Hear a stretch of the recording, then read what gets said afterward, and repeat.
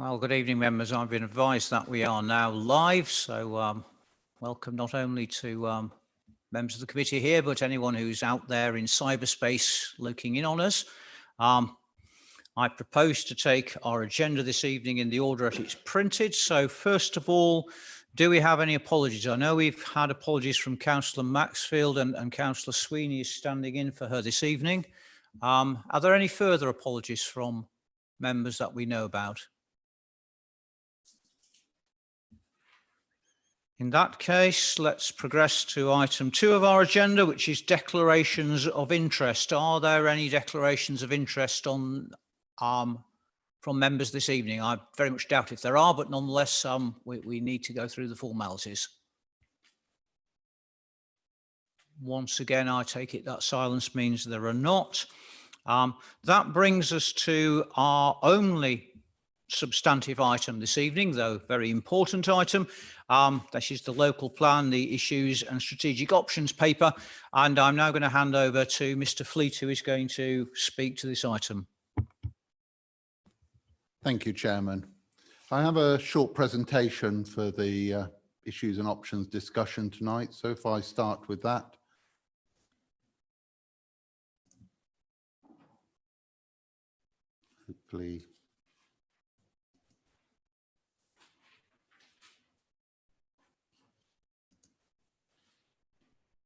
Hopefully this will come up on screen.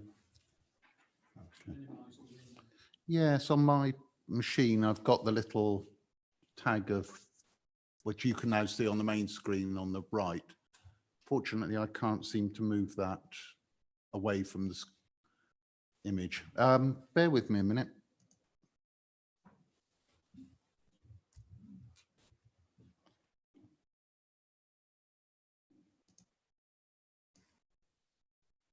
What I'm trying to do is reorientate my screen.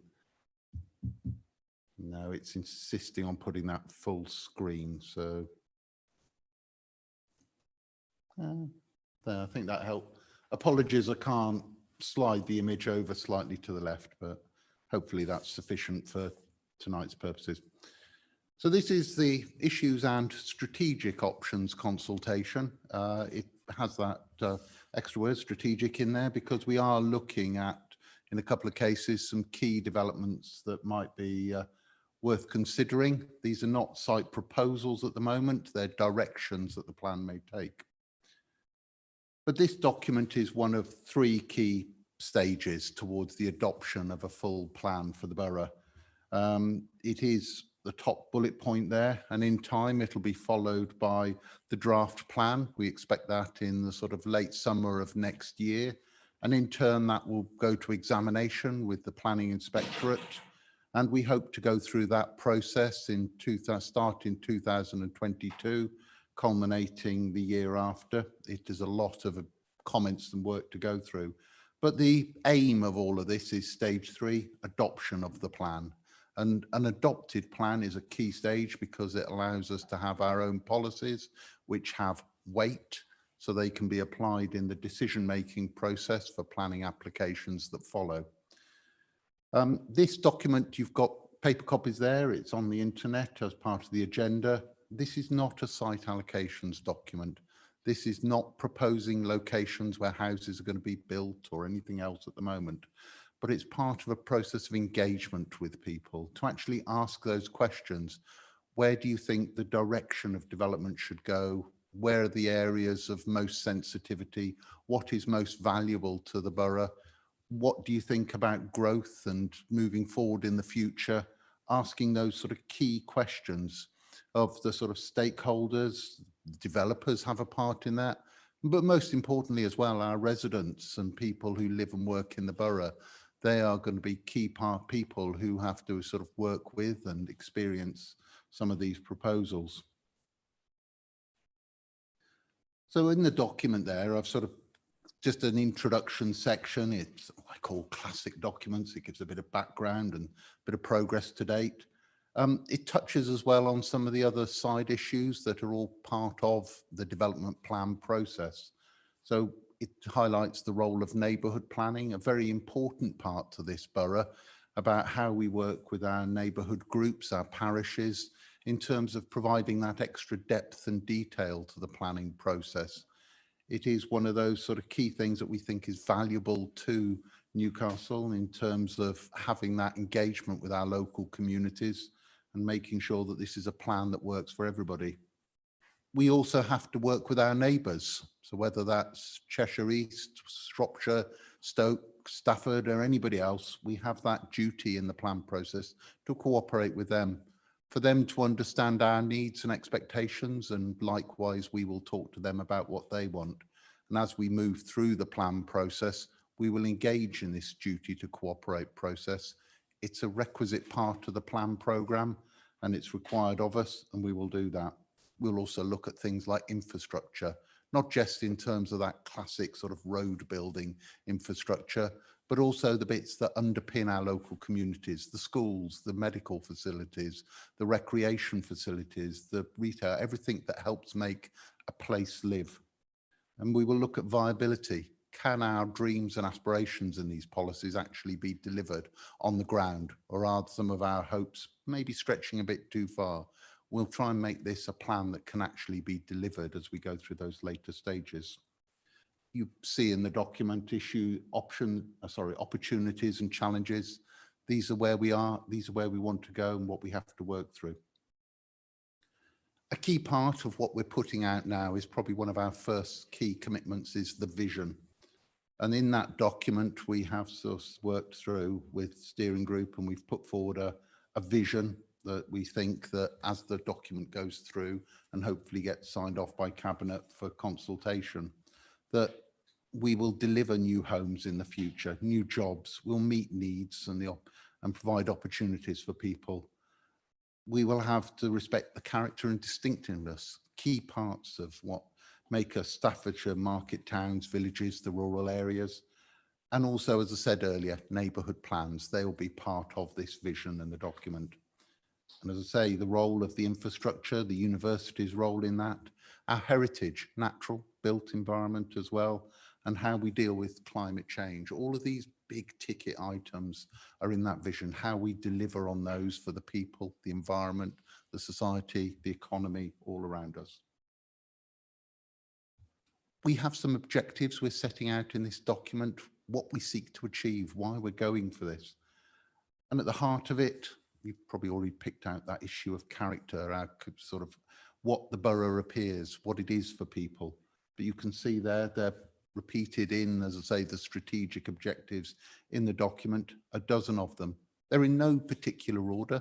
And I'm sure through the consultation process that we seek to be going on in the autumn, people will come back and tell us some of these are extremely number one priority, maybe even above number one priority in some people's eyes. Other ones may not get as much attention as we previously thought they might do.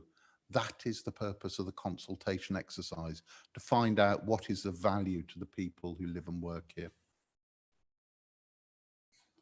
A core part of this piece of work, though, is going to be looking at housing, employment need and growth.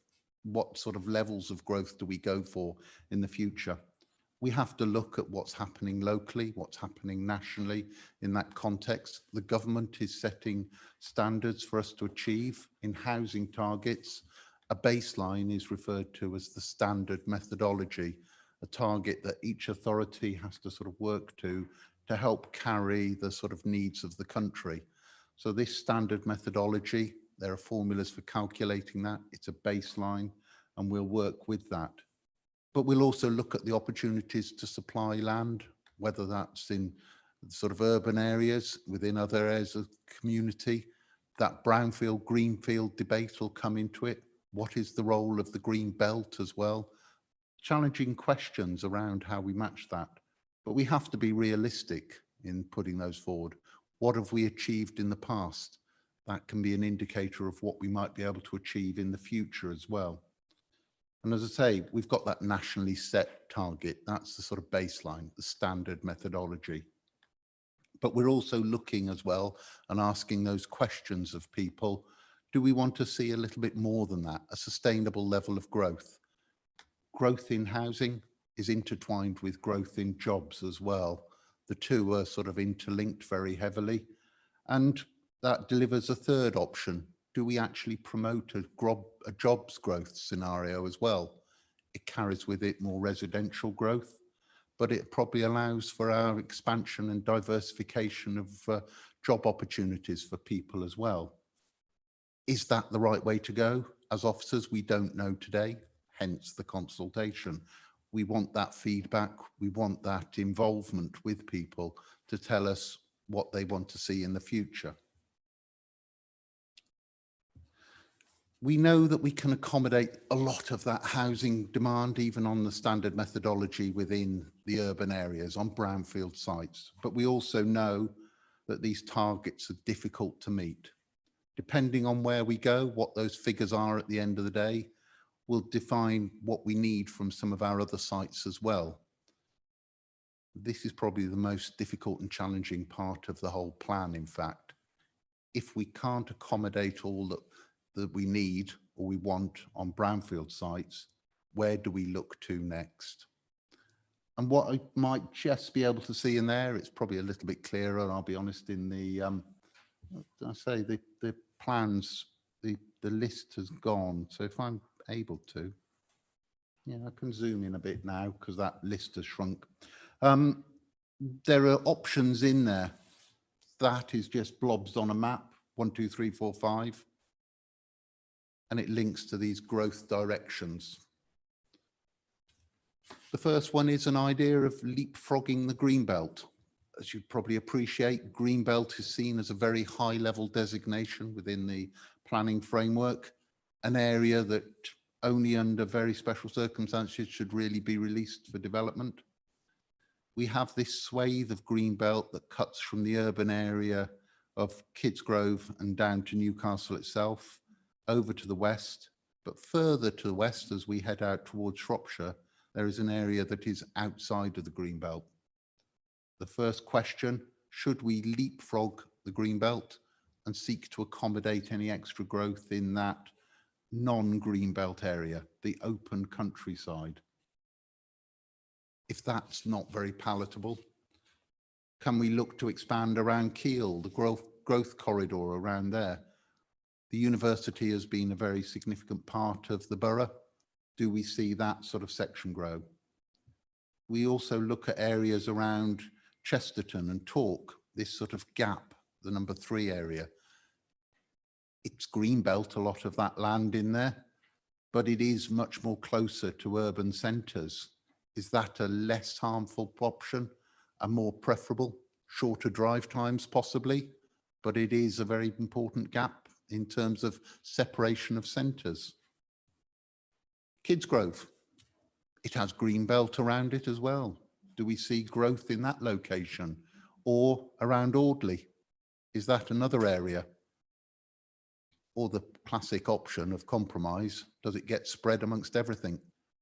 Lessen the pain for one, but possibly lessens the gains on infrastructure and community benefits that come with larger developments, rather than piecemeal developments scattered to the 4 winds. Each option has its own sort of penalties and its own opportunities. We don't know at the moment which is going to be the most suitable for the borough, hence the consultation. But it's not just about housing and jobs. We are looking at other matters. We are looking at the wider housing provision, affordable, gypsy, traveller.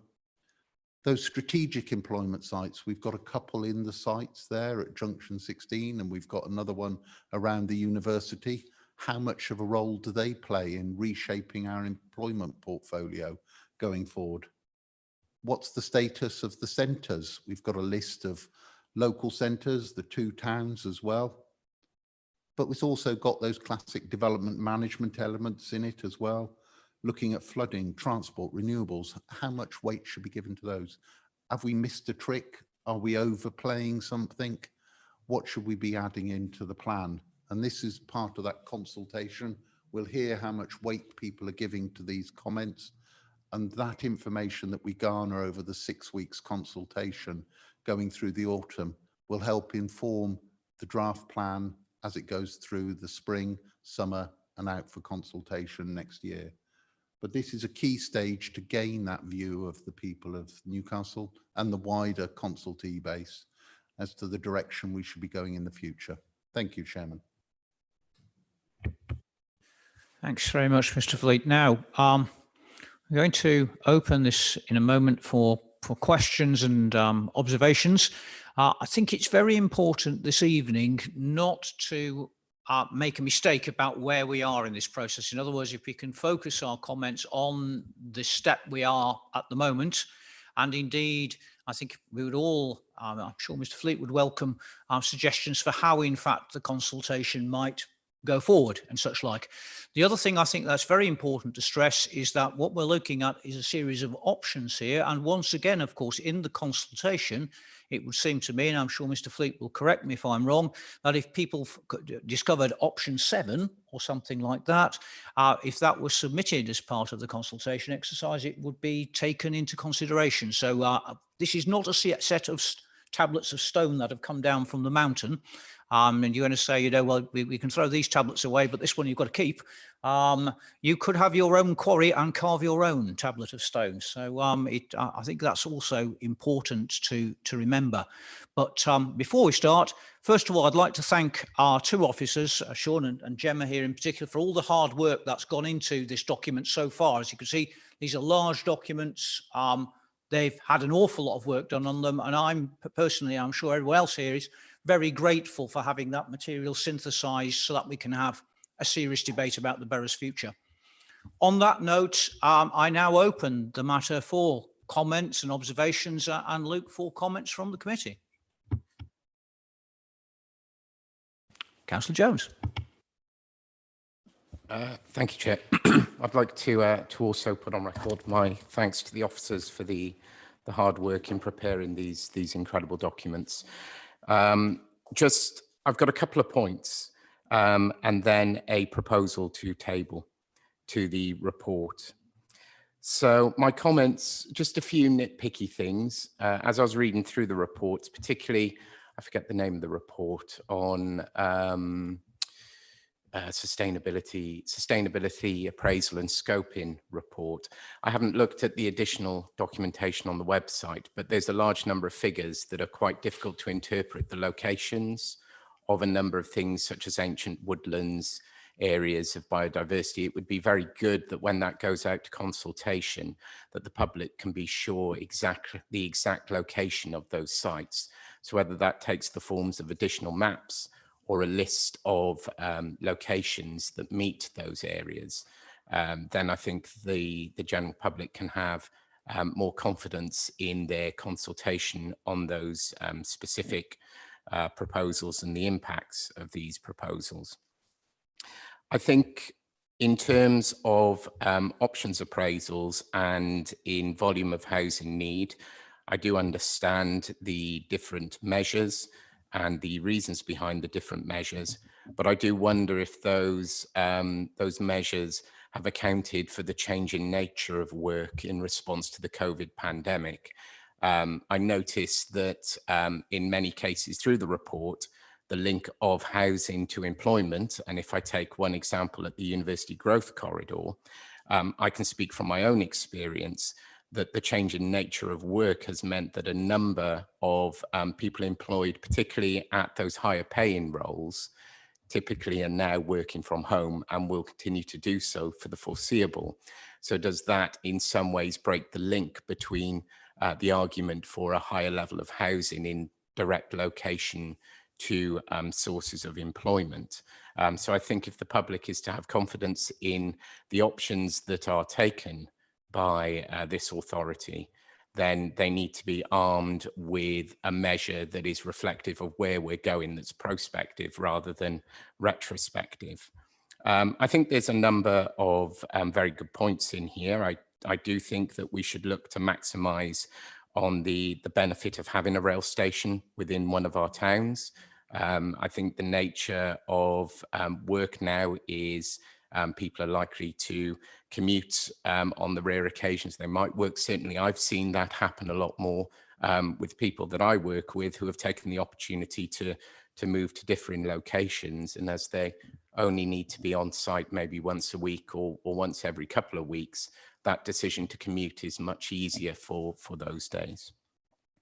I think overall, I'd like to know a bit more about the UK BAP priority habitats that are in the Sustainability Appraisal Scoping Report. It would be nice to see the locations of those proposed or from Natural England. That would certainly help. I will make a more general point about biodiversity as a whole, because it does impact when we look at the green belt. When we look at the green belt, we look at a number of different factors, and it's there to ensure that we have suitable large areas of countryside. It has a key importance not just for economy in terms of the agricultural economy, but it has key importance for our long-term future goals to maintain this country as a leader in sustainability.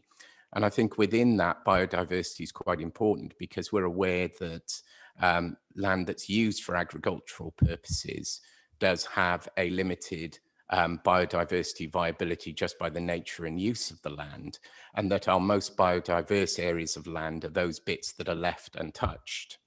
And throughout this local plan process, there is a proposal to take a very significant swathe of land that is an exceptionally biodiverse plot of land within the golf course. And I will say that when it comes to plots of land with that level of biodiversity, that we should be seen as the crown jewels of our land or our area, they're often kept safer when they're kept within the public domain. These plots of lands are often more aggressively put forward for development when they're within private ownership than when they're in public ownership. And I think we should be thinking very carefully before we put at risk the long-term future of that bit of land in the habitats there. But essentially, moving on to my actual proposal, I think it's very good that Mr. Fleet raised the requirement for consultation and debate. Yet I don't see anywhere within this that this plan will come back to council at any point in the foreseeable future. And therefore, I'd like to propose that in addition to sending this to Cabinet to be discussed at Cabinet, that we also recommend that Cabinet forward this to council so it can be debated by all members and not just the members of this committee and the members of Cabinet. I think this is one of the biggest pieces of work this authority will do. It's a very difficult piece of work, and I think that it is due full consultation and debate at council so all members can place on record their beliefs over how this borough should change over the ongoing future. So I'd like to table as a proposal, we amend the report to include that Cabinet send this report on to council for debate after Cabinet has received our comments. Thank you, Chair. Thanks very much, Councillor. I don't know, perhaps if that was quite a long set of comments, maybe it's best taken now prior to asking other members for comments. If, yeah, so in relation to your point about figures in the SA scoping report, yes, we can take that away and have a look if we can make those easier to interpret, so that's fine. And the same in relation to the UK BAP priority habitats, again, that formed part of the scoping report, just giving an overview, a background basically of everything about our area, so we'll have a look into that as well. The point you raised, very good point about the link between the evidence and what's happening with COVID. Some of this evidence was commissioned last year, so looking at the employment needs assessment, and some of the forecasts were from a point in time, which was June 2020. At the time, we knew that COVID was happening, but we had absolutely no idea of the level of impact. As the document evolved, as officers, we were making those same comments, particularly me actually, about the working from home aspect and the amount of physical land take-up that you would need, how to project that in a complete uncertain and unknown, because it's still not known to what extent, even now, that we will return to work, even ourselves in the council, for example, but as clearly we've adapted to more of a hybrid approach.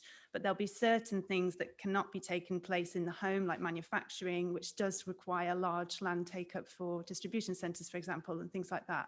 So, and in fact, distribution, one of the largest land take up employment industries, is something that's been growing since we've been working from home. So what we proposed to do, and we're always going to do, was have an update to the evidence between now and the next stage, to hope to cover as much of that as we can. But as always, even with the best intentions, to some extent, the evidence is a forecast based on forecasts and predictions, and it's our best guess on what we have at that point in time.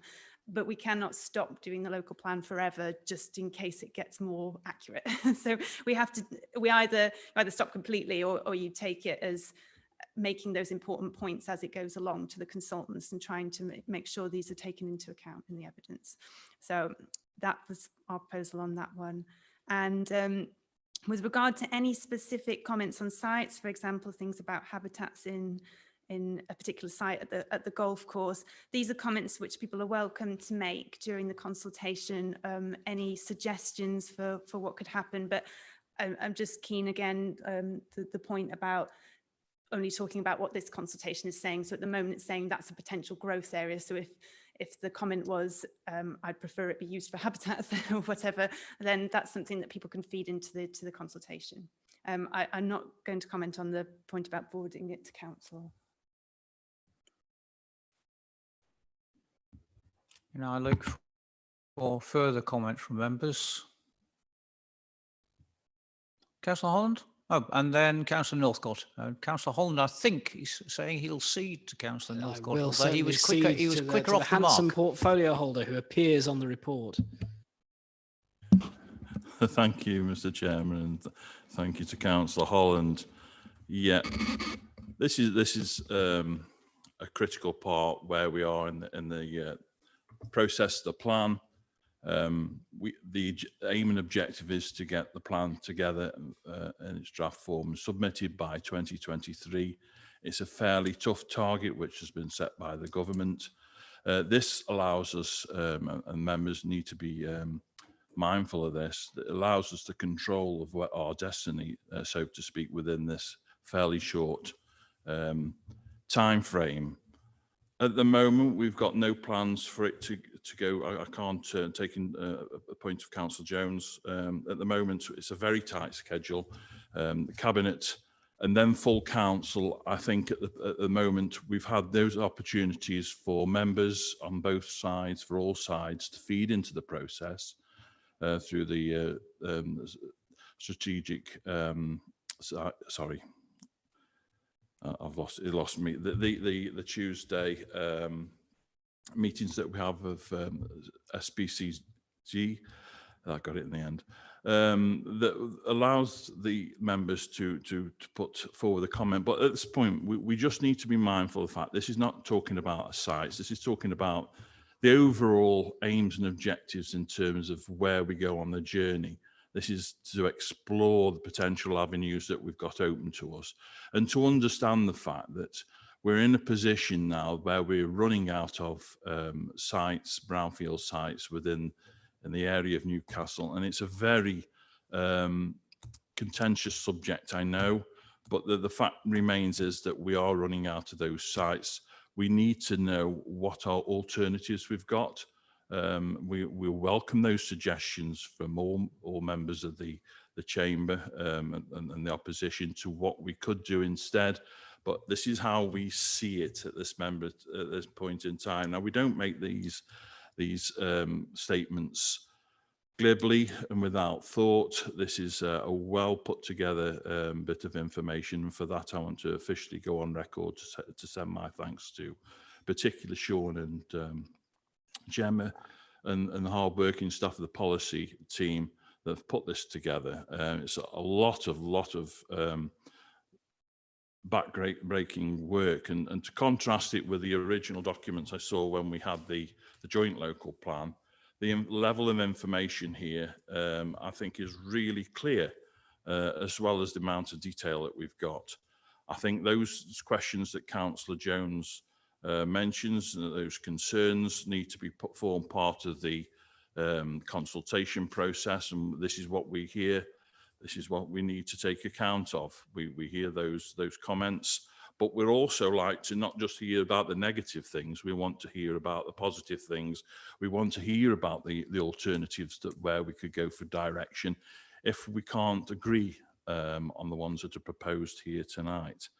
I think in terms of sending it to full council, I think it would confuse the issue as it stands now. That's my personal view. I think that the time for it to go to full council will be further down the line. I think we need to crack on with the work that we're doing at the moment and maintain those avenues for members to feed into the process as we've given them, provided them. And I have to say at the moment, I haven't been particularly thrilled with the lack of take-up in terms of those opportunities that have been afforded to all members of the council when it's been presented. So I would like to see members have a more active engagement with the process going forward from this date onwards. That would be welcomed by myself and also officers, I'm sure, that have relayed their comments that they've been slightly disappointed by the lack of engagement. But that being said, this is a fantastic document in terms of how it lays out the journeys, the possible journeys that we can take. And it does what it says on the tin, basically lays out the options that we need to consider in a very scientific way. This, of course, has to go through lots of different hoops. It isn't so simple to say, well, okay, we'll agree to take out specific sites out of the green belt. It's important to remind ourselves that that will have to be subject to its own stringent tests and benchmarking against the special circumstances that exist to safeguard green belt land. The proposals in this options paper doesn't propose that it's going to be a carte blanche open season on the green belt. It's recommending specific sites that we take, unless the public tell us otherwise. They may also sort of suggest, well, yes, okay, let's take it into the green belt. We see where you're coming from. We need housing development to take place in some stage, and to remind ourselves again that this is for the run up to 2040. It's going to incorporate a lot of changes for Newcastle. It's going to incorporate the town deal investments that we're putting in. It's going to incorporate to some degree HS2, having subdivided the borough, and to see that built out and to see the effects that we've got a railway in our borough to connect with Kidsgrove, to see how that dovetails with Crewe and bringing online HS2. There's also going to be jobs provided from HS2, and it's important to notify and to accept that point that over the next 7 to 9 years, there's going to be a lot of building taking place. And it's also important to know that the junction 16 areas like that need to be considered in terms of where we're going for employment land and to unlock potential that Newcastle has on its own doorstep, rather than being dictated to by somebody else, by the inspector, the government, or any other authority. This is a once in a generation chance to shape our borough, and this goes to illustrate the route map that we need to take. So I'll happily give way now to my colleagues and shut up for now. Thank you. Thank you, Councillor. Perhaps we take Councillor Holland next, and then Councillor Williams, and then Councillor Moffat. Thank you, Chair. And I'd like to echo comments of others about the hard work of officers that's gone into this, and how glad I am to see that we're at the consultation stage for issues and strategic options on a local plan for Newcastle under Lyme. I don't know whether it's good news or bad news, but maybe 2/3, 3/4 of this will be roundly ignored by members of the public. We know what they're interested in when it comes to consultation. It's, you know, what land's going to be developed and what's it going to be used for.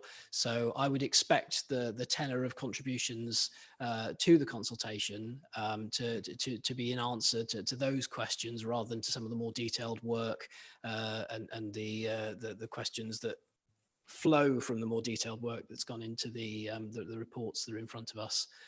today. I think I'd agree with Councillor Jones when he says that some additional tools might be helpful in enabling the public to engage productively with the consultation. And I don't think just maps of ancient woodland. I think any way of enhancing visually, enabling members of the public to understand better what it is that's being consulted on would be welcome. We know that there will be some focus and some questions will be asked which aren't proper for this stage of the consultation, such as which sites are going to be developed, where are they going to put all those houses. So in my mind, it would be helpful if it is possible for the public to be exposed to slightly more detail than we have on the map. As our officer said in his introduction, we've put some purple blobs, or at least they're purple on the online version, blobs, and said, well, here are 5 potential growth directions. We can be a bit more specific than that, I feel. I think members in the room understand that when we talk about the Kiel Growth Corridor, we are talking about the development of the former Kiel Golf Course, and we shouldn't shy away from that, particularly given that it's one of the key strategic employment sites that we're talking about, as well as a potential for housing allocations in that area.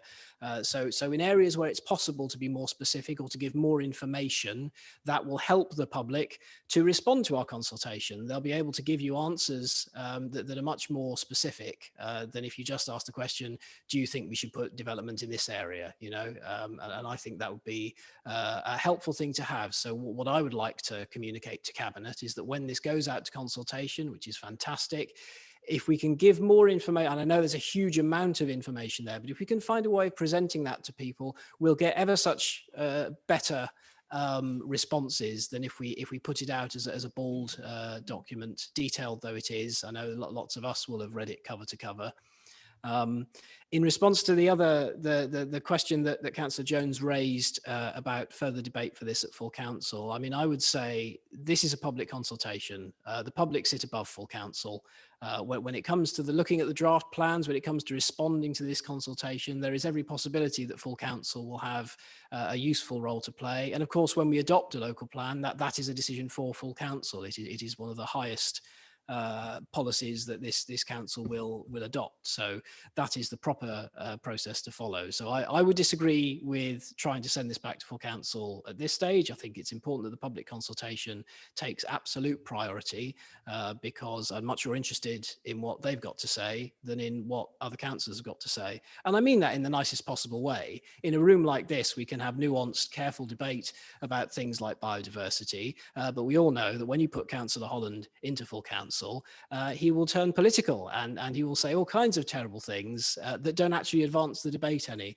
And I mean that sincerely. I think that committee system has its advantages, and one of the things is that we can have more rational debates than are possible in a full council environment. So I would be inclined, if it does come to a vote tonight, to vote against that. But it would not bother me if it came in front of full council, because of course I will gladly participate in any debate. But the key thing is to send this out to consultation. It's great that we're at this stage. Like Councillor Northcott said, it's fantastic that the quality of the document that's in front of us is a quantum leap forward from the previous attempt at a joint local plan with the city next door. I think it's great news for them too. They can produce a local plan that is meeting their needs as a city, and we can produce a local plan that meets our needs. In particular, we can focus on the things that have been drawn to our attention by officers. We've got a large quantity of green belt in our borough, which they don't have in the city, and that's something that will be the focus of our consultation, and it wouldn't be the focus of a consultation on a larger document. I think that's probably all I've really got that's useful to contribute, except to say that we've really got to move forward with this. Let's put it out there in front of the public. Let's help them in as many ways as we can to respond to this consultation in a meaningful, useful way, and that answers some of the questions that you might get from people. I mean, they've been anticipated by Councillor Northcott in his role as portfolio officer. He anticipates that there will be people who are ready to snipe at this and to say, this is all a council plot, the answers have been predetermined, or I think I know what's going to happen here. And I don't think that's true. The report bends over backwards to meet the requirements that are placed on us by government. I think section 218 of the report, so not looking at the consultation document itself, but 2.18 of the report that's in front of us, it should be highlighted. All these options are being presented to the public to ensure there can be no criticism that the council has sought to steer people away from certain options through omission. And I think that's true. The report is very detailed in things that I perhaps, when it comes to responding to this consultation, would not agree with. You know, there are certain options that I think are non-starters, and there are certain options that I'm very enthusiastic about. But it's not for us as a committee to say that. It's not even for full council to say what those preferred options ought to be. It is for the general public and for the people who are responding to this consultation to feed in. So I look forward to in due course having this come back to us. But I'm thoroughly in favour of recommending it to Cabinet with the comments that I and other members make, if they could be fed back as well. Thank you, Chair. Thank you, Councillor Holden. Now, before we come to Councillor Williams, there's been a lot of comments from our last two speakers. I wonder if and some of them, of course, are about this issue of voting and a political. I wouldn't want our officers to comment on such things. I'm sure they wouldn't anyway. They tell me where to get off. But is there anything in the bulk of the other comments that said that you feel you would wish to comment on now? And I just don't want anything to get lost with the passage of time. I think we just wanted to comment really on that point about visually enhancing the document, perhaps showing maps of sites, because there deliberately haven't been shown maps of sites. One, for legal reasons, because at this stage we're still basically that the growth options have fed from intelligence from as we were preparing the joint local plan, so we knew which sites were put forward. At this stage, we're doing the process of questioning to those landowners, developers, agents. Are you still willing to put it forward now? They may have changed hands. There may also be new sites that come forward through this consultation, but we know so if we were to present visually all of the sites, we couldn't accurately say, you know, if someone had a problem with a certain site, that it would definitely form part of that extension. And through the same vein, we haven't decided the exact number of growth generally. That's a question we're asking people. So how could we set out in, for example, Keele, it will be this number and therefore these sites, until we've asked the public which number are we shooting for first. Now, if people really wanted to see what had been submitted in the past, they could either look at archived versions of the joint local plan to see generally, but there's also a number of evidence-based studies on our website, such as the Greenbelt Part 2 document, which does visually represent some of the sites that were shown that were given to us at the last stage, and that informed our thinking about where there could be a potential growth area.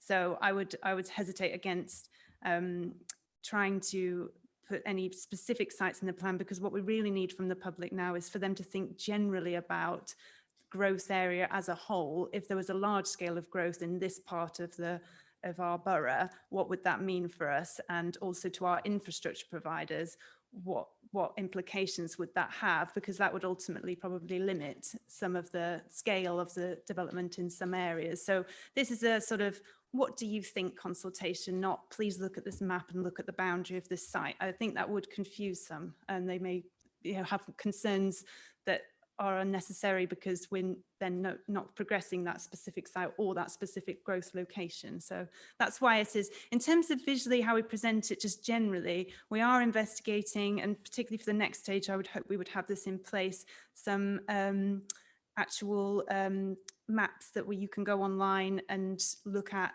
maps of boundaries of specific sites and do it digitally rather than have to look at a PDF and zoom in, which was the case in the joint local plan. I think that would aid a lot of people's understanding at the next stage, but we're just not there yet with sites. That's all I wanted to talk about. I don't know if Sean had any more on that point.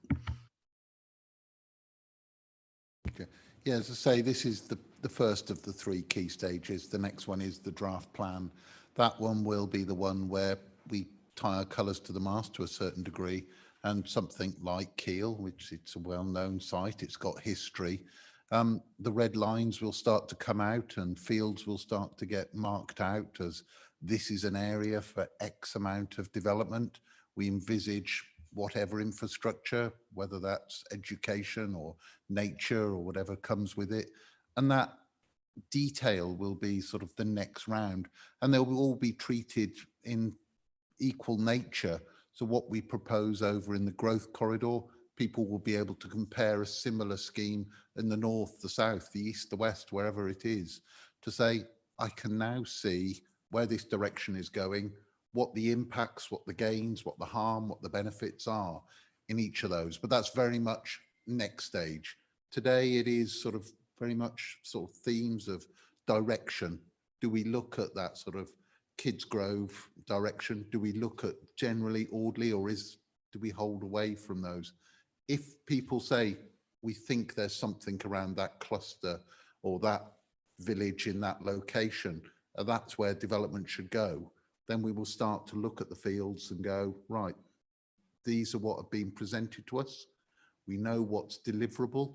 We know what actually works financially. We know what floods, what has access, what harm to the ecology there is. And these sites are the best that give us the best gains. These are the least harmful. And we will be presenting a portfolio of sites again to you. And I suspect that meeting might be one of many where we have to sort of hammer out a lot of the detail, and the comments will be probably a lot more passionate, I suspect. Though I hope at this stage people do engage and start to express their desires and wishes for the plan, so that we can pick up on that and help make the process as valuable as it can be as we go into the spring and summer of next year. Thank you, Chairman. Thank you, Mr. Fleet. Now, Peril, I don't want to have an enormous debate about a few points here, but Councillor Holland did indicate he wanted to comment on the comments, but perhaps we'll draw a line under it after that, if that's okay, so that we can move on to Councillor Williams. Completely accept what our officers say. Immediately to respond to the points raised, what I would say is I very much doubt anybody will do as our officer suggests and look at archived draft local plans.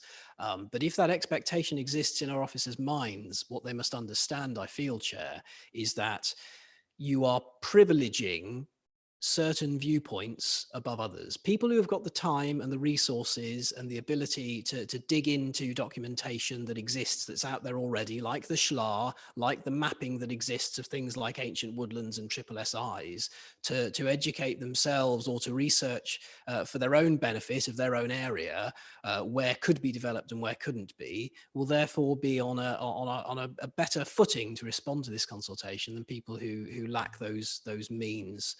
So when I say that it's helpful to have more mapping out there, and it's helpful to not be site specific, but to say, look, the SHLAR exists. You know, these sites are public owned. Here are some sites that are privately owned. We don't talk about whether or not they're likely to be developed, but it is possible for people to gain a much better understanding when they engage with a document like that. And I think our officers are spot on when it comes to the next stage as well. Interactive mapping is a huge leap forward from what we had under the joint local plan.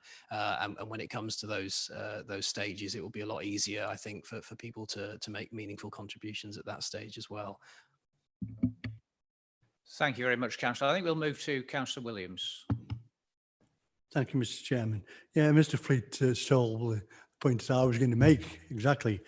That really, for people in consultation, to understand that if they don't want a certain area developed, either industrial or housing, what other sites do we need to build on? Because we want a strong local plan that we can put to the planning inspectorate that will look for the future. Let's put it. That's why we're here. And to do that, we've got to explain that outside to our residents. And I think what the first I'd like to see is for the officers to talk to the groups, the political groups in the council. We've come out of COVID now, and it's been a difficult time. And thanks to the officers, the work that they've done, whether it's home or in house. But really, we should be explaining to the local groups exactly these points. Where you don't want this piece of land, what other piece of land do we develop? That's really, really important. So I'd like to hopefully make that point about the groups. I've asked this before, and thank you for picking up on the maps and on the illustrations to really be a little bit more plainer. I brought this up when we first started down the joint local plan. I know it's really difficult in any difficult age, a digital age, and I can appreciate that.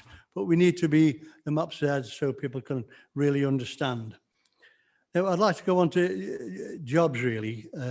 It's chicken and egg really. Do the properties, housing follow jobs, or the jobs follow housing? So we've got to do both, haven't we? It's really important to get the housing.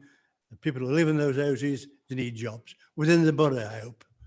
I'd like to see the borough to be very strong, not satellite to City or Cheshire East. But you can see where the development jobs, only a foot bus ride away on the old steelworks within the city. We own some land up Chatterley Valley that we are developing, but again, we want industrial land or industrial estates near to where people can access either walk, cycle, or a short bus ride. So on that point, I'd like to make the contaminated land. I've looked through the different documents. It doesn't mention contaminated land. There's a great wad of it up behind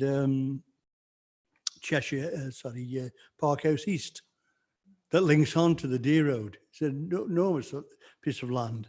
Links on to Icar, the old Icar Colliery. And I know these are some pieces of land. How contaminated is it? And is there a way of, it'll have to be government, I'm sure. It'll have to come from the public purse because no developer would touch it. But is there a chance that we could get some of that land decontaminated so we can get jobs get industrial estates there? So really, that, because we are short of brownfield sites, we have, for our sins, we built houses on some of our industrial sites. So we lost land in our own way. So really, it's about that point, my main point, Mr. Chairman. And I can see the Junction 16 on the M6 being complemented the Cheshire East developments because of HS2. I can understand that, but it's a fair distance away from the urban area that most people live, and we've got to travel to these jobs. So we need, to look at that as we progress. So the point is, my question really is on contaminated land and on the brownfield sites that we haven't got, and how we develop those brownfield sites. Thank you. Thank you very much, Councillor. Before I pass over to the officers, actually, it strikes me that what you suggested about the political groups might be a way round having an extra full council meeting, because my concern in that really is the timetable for consultation. If we stall that, we will then start to roll into the Christmas holiday. Well, people aren't going to be very interested in consultation when they're thinking about Christmas, particularly perhaps this Christmas, which hopefully will be a special one. I couldn't go and see my mother last Christmas, for example, and I'm sure that there'll be a larger than usual family gathering. So I think Christmas will be people's minds that little bit more this year. Now, I know our officers were planning to go out to do consultation with various community groups. It wouldn't seem to me to be a very difficult thing to build in a consultation event for the political groups, allowing all councillors to have their say. And if we build that into the consultation process, it seems to me that we don't have the lag of waiting for full council, and that we keep the timetable going. But that's a matter for a little bit later. I now want to make sure that you're satisfied with the issue of contaminated land. So I'll just ask our officers if they would address that.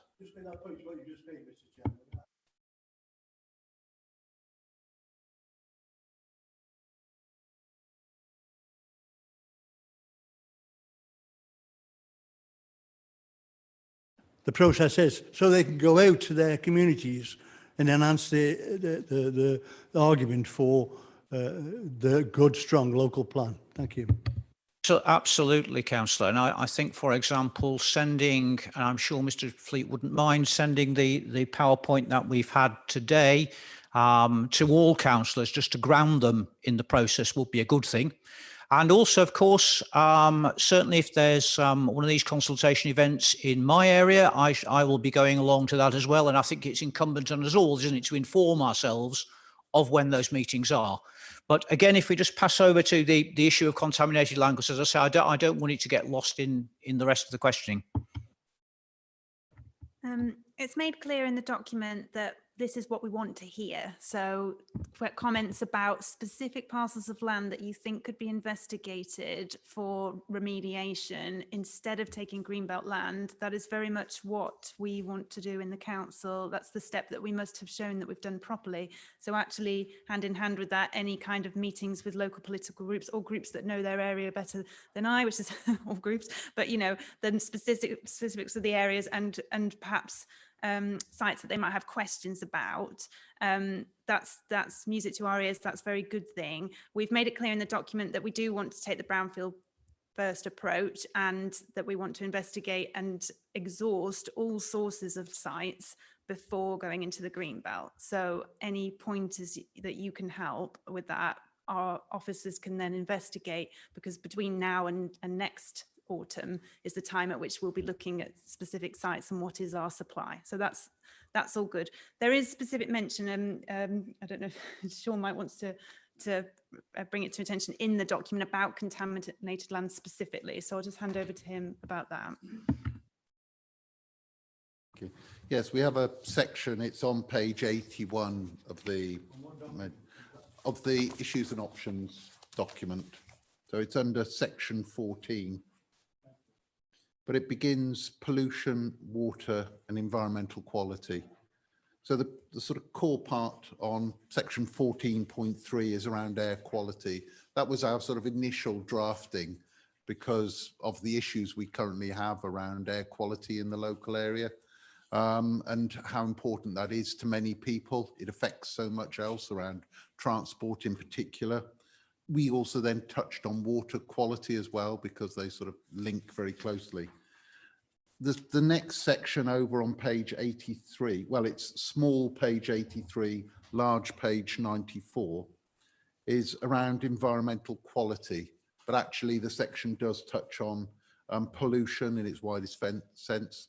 It's called environmental quality because it sort of kicks off under the... Our councillors at the right place, and as Mr. Fleet said, there is in fact a double pagination here. So the whole document is paginated with big numbers. Page 94 is the entire document, but there's a little page 83, which is the report document. Yes, apologies for that. It says it sort of follows in the agenda. It has the sort of large page numbers as well. But on that sort of large page 94, small page 83, the couple of pages there touching on the pollution issues, environmental quality. This falls under bits of the development management side of it. It's heavily legislated. The planning policy guidance section on the government's website has lots to do with how we assess pollution. But if the consultation, or if, as you say, you feel more's needed on this section, it could be expanded to a certain degree. We'll wait to see what comes out of that, but we're certainly aware of the risks around pollution and the abilities to remediate sites and bring them back into an active use as brownfield land. A lot of them sit within close urban areas and their underuse at the moment is a shame, I think, at times.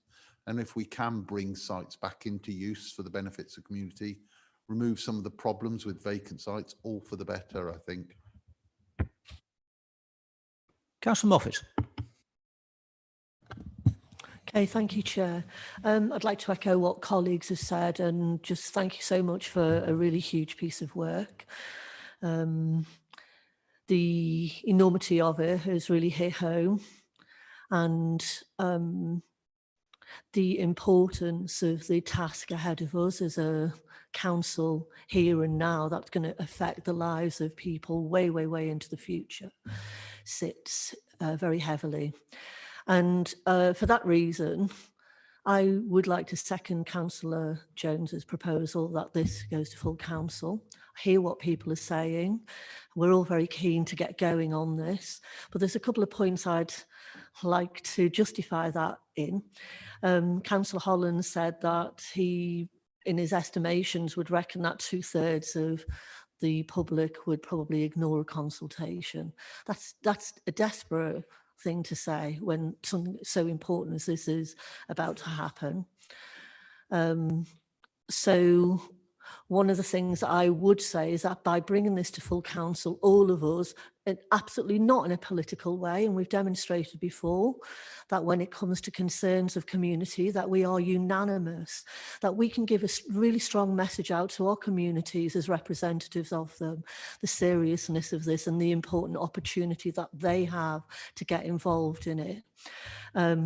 I think there's only 21 days, is 3 weeks before the next full council. And during that period of time, of course, we can be starting to encourage people locally to get involved and also to tune into the full council meeting.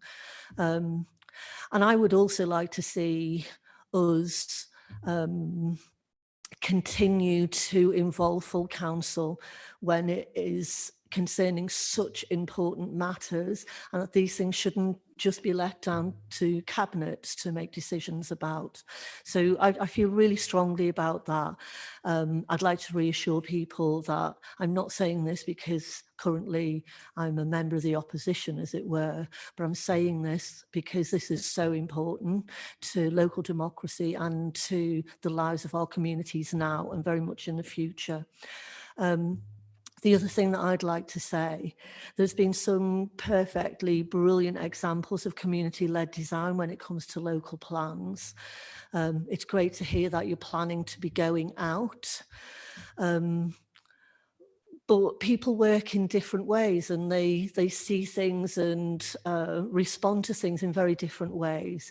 Our biggest resource in the borough are the people who live here. The things that they know are endless. So actually taking that time to make sure that we have physical consultations, perhaps with 3D maps, not just PDFs or even blown up maps, where people can in a hands-on way get really involved in looking at what does the future of Newcastle look like? What are the headline opportunities? You know, connectivity, communication, commerce, creativity. These are all things that are part of this local plan, and we need to look at creative ways of engaging with our communities to make sure that their wealth of knowledge is drawn upon when putting these plans, whether they're in draft form and ultimately into reality. I think the people in Newcastle would really welcome the opportunity to get involved. And I think us as a council doing it in the right way means that we won't in future years be faced with who made these decisions, how were they made? And also in closer years, people saying, I didn't know this was going to be happening. So I'd like to reassure everybody in this room, everybody listening and the officers, I'm completely in favour of engaging with people, and I'd really like to know that the consultation process will physically involve as many people as possible. So yeah, thank you, and thank you again for this piece of work. It's really excellent and a great foundation to build on. Thank you. Thank you, Councillor. Before I call on Councillor Holland again, I'll just ask if there's anyone else who hasn't spoken yet who wishes to comment. Councillor Sweeney. Yeah, thank you. Thank you, Chairman. Yeah, I think this is a consultation document. There's nothing, there's no decisions being made by this one. I think it is simply going out to consultation. I think if you read Councillor Northcott's excellent forward, he says here, the purpose of this document is to engage people in discussion around the direction of the plan in addressing identified needs for housing, jobs provision, protecting the environment and supporting our urban centres and rural communities. I feel that some people are running before they've learnt to walk, really, and jumping the process. This is the very, very beginning of this process. I obviously want as many people to respond to the consultation as they possibly can. That's the whole point of the consultation. But I think you know, we are at the beginning, and like Councillor Northcott says, is forward. This is where we are with it. I think running before we walk is an on-way step. Personally, I think this is an excellent piece of work, and I think I'd leave it at that. Thank you, Councillor Fee. Councillor Northcott. Thank you, Chair, for indulging me once again. And to pick up on Councillor Moffat's plea for more detailed consultation, perhaps we could look at a more interactive way that the website could be developed that would allow that activity to engage with the public in the way that public have now sort of expected certain sites to engage with them when they've been looking to find out more information and probably accept now that this is the way things are going forward. Also that the neighbourhood development plans that two have been finalised and two in the process of reaching their final stages, but to reinvigorate the ones that have perhaps stalled for whatever reason, but to underline and underpin the importance of the neighbourhood development plans where they exist or where they're likely to exist or more coming forward, that the government want and believe and have recently reiterated the importance of neighbourhood development plans to make that sort of critical involvement with the public on a minute scale for more detail of what happens on their particular area and to get more involved with that process. This is the building blocks to which we go, the map work, so to speak, and it will take into account things like people who are interested in self-building houses for themselves that are on a more eco-friendly basis. I've heard at an APSI conference recently that 68% of people now, when they're looking for a housing choice, obviously there's other things to go with that, with locations to jobs, etc. But they are looking for houses that are more energy efficient, where they can actually look forward to taking savings of their own purse strings, but also to look at the environment and how they want to buy into that going forward.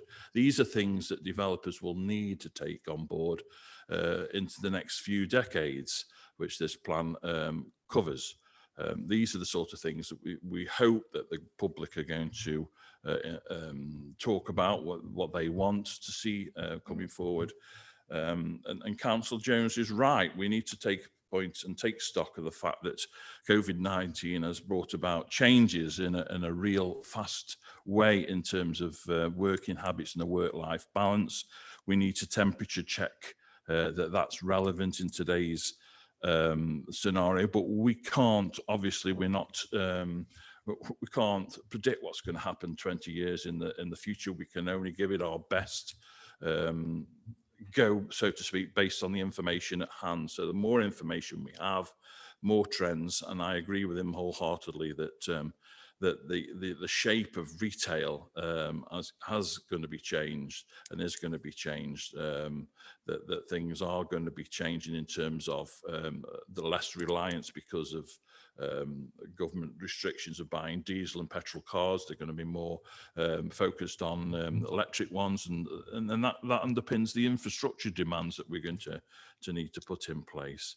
So I agree that there needs to be a better way to give the information out there. But going back to Councillor Moffat's seconding of Councillor Jones's motion, I think I struggle to see what objectives a full council will achieve above and beyond a consultation with the public, and as Councillor Holland has already eloquently demonstrated, that trumps everything really. The public out there are quite capable of giving their views. We just need to make sure that they're given the right information, access to the right information, where to get it from, and that they're fully informed. For those that want to know about this, obviously there's going to be a substantial part of the population that will only be reliant on critical information concerning their area, which is fine. We don't expect there's going to be a full engagement, but what we like to see is more people taking an active role in perhaps not just their area, but to how to shape the lovely and loyal area of Newcastle as it is. It's vastly different in terms of Stoke-on-Trent. It's different needs.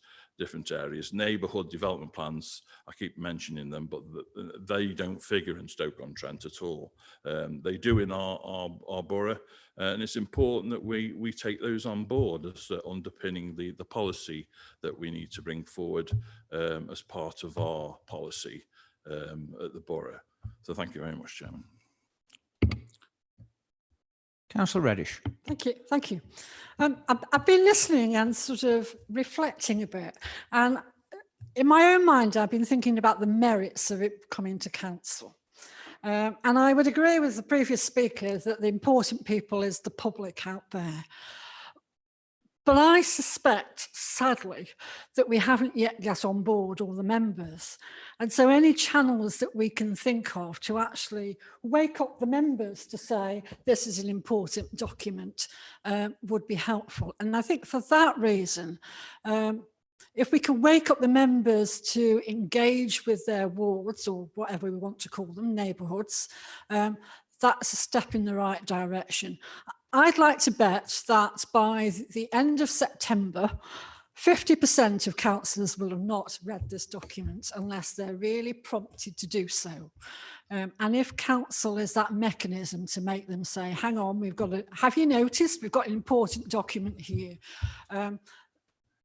That I think is a step in the right direction. And so I think I would actually support it coming to council just as a wake-up call to members to go out to engage with their residents. So I think I would support Councillor Jones on that one and Councillor Moffat. Councillor Holland, I think, indicated. I'm not sure.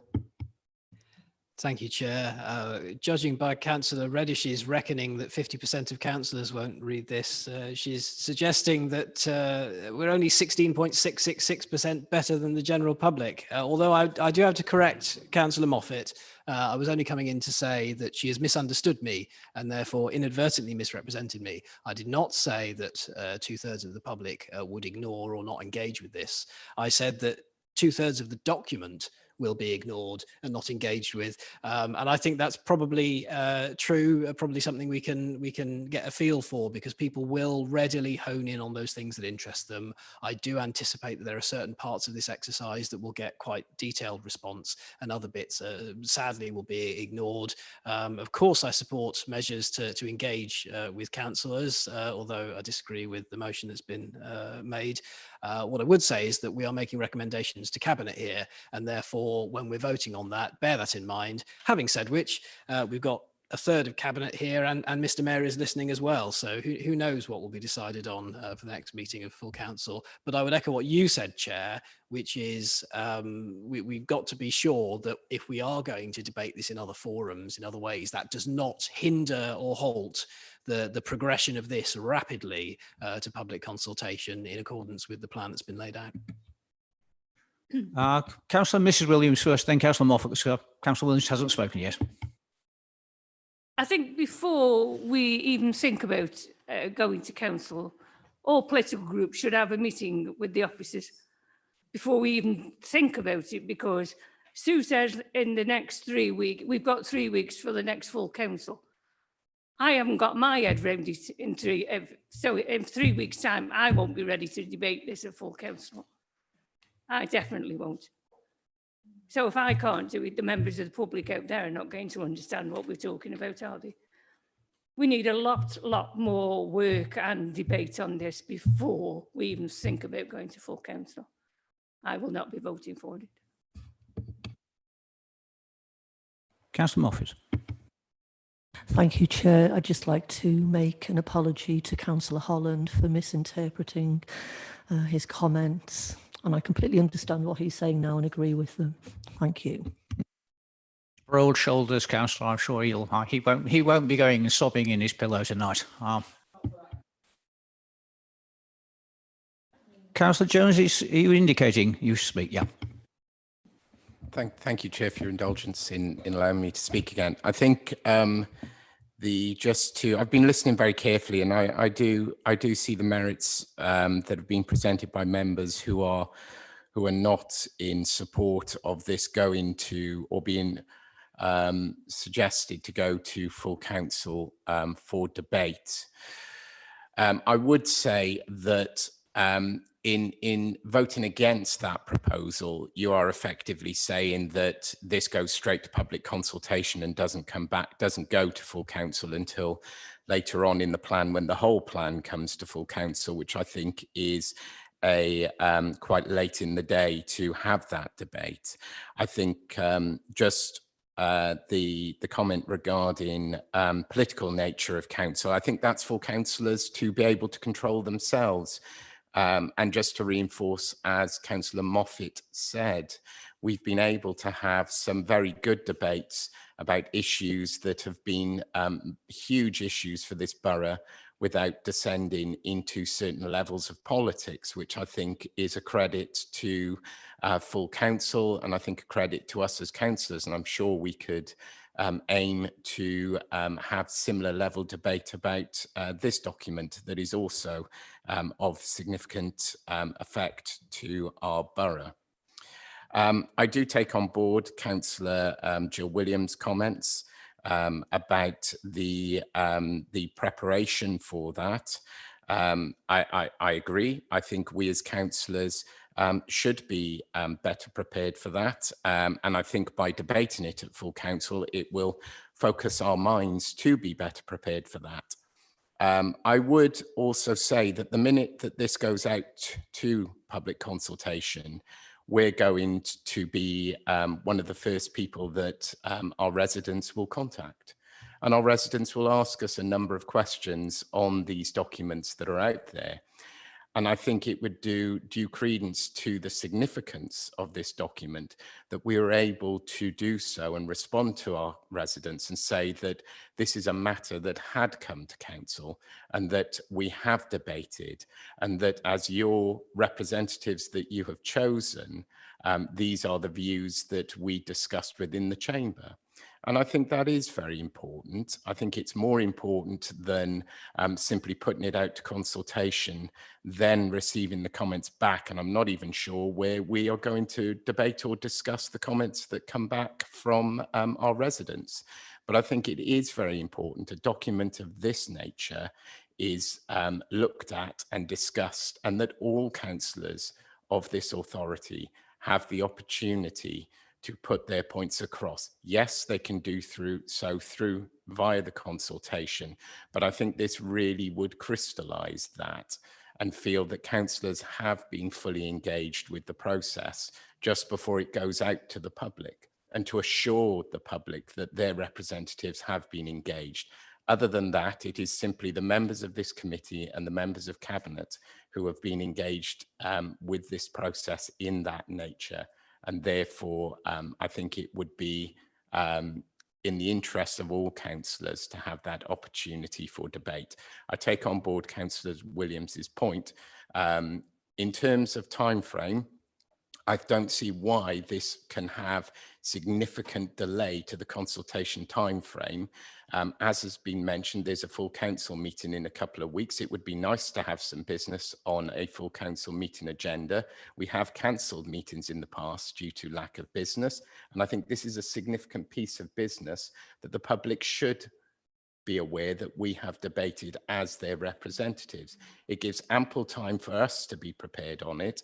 I'm sure the officers would be more than willing to speak to political groups to answer any questions we as councillors have ahead of that meeting. And I also feel that the consultation could be prepared in tandem, such that once it had been debated by full council, then the consultation could go ahead with ample opportunity for a pre-Christmas consultation to take place, perhaps in time to close, ready for Father Christmas to turn up and present everyone with their well-deserved Christmas presents, and to enjoy what is hopefully a more normal Christmas this year. Right, I think we're coming to the end of this debate. It seems fairly clear what's going on. Now, I'm going to make a further proposal from the chair. I must say, I'm afraid I hear what Councillor Jones has said, but I see no merit in his proposal. I think this will delay the consultation. It's important that this is kept on time. We want a local plan as soon as we can. We need to protect our borough. We shouldn't be debating this document, I don't see what the debate is about. Are we going to debate that we're going to have a consultation? Because otherwise the consultation is the document, and all councillors have the right, as indeed as every other member of this borough, to comment upon the consultation. My proposal is that this committee suggests to the Cabinet that an officer led presentation is given to all political groups of the council as part of the consultation, which will clearly enable all councillors both to be put on the ball as regards what's going on and be able to vocalise their own feedback at that point in time. I look for a seconder for that proposal, and then, which I have, and I'm now going to proceed to a vote on both of those two things, because I think we are in danger of going around in circles. I think we know where the lines of argument are, and I'm not sure that many people are open to persuasion at the end of the day. Councillor Jones. Chair, really just on a point of clarification, just to make members aware that both proposals could pass and that wouldn't be an issue. It's not a one or other. And indeed, that's quite right, Councillor. And also, I think we also, from the chair, I should be saying to everyone, of course, that we cannot pass this as an item this evening. We can merely send this as a recommendation to the Cabinet. It's not in the purview of this committee to actually say this will come to pass. But on those grounds, could I see, please, those in favour of Councillor Jones's proposal? Nice.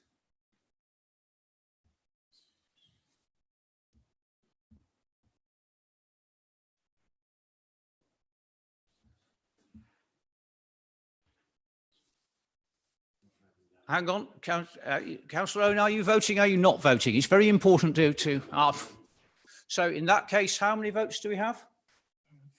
5. And can I see those against, please?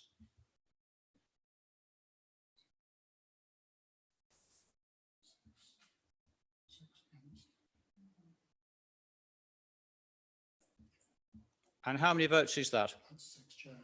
So that resolution falls.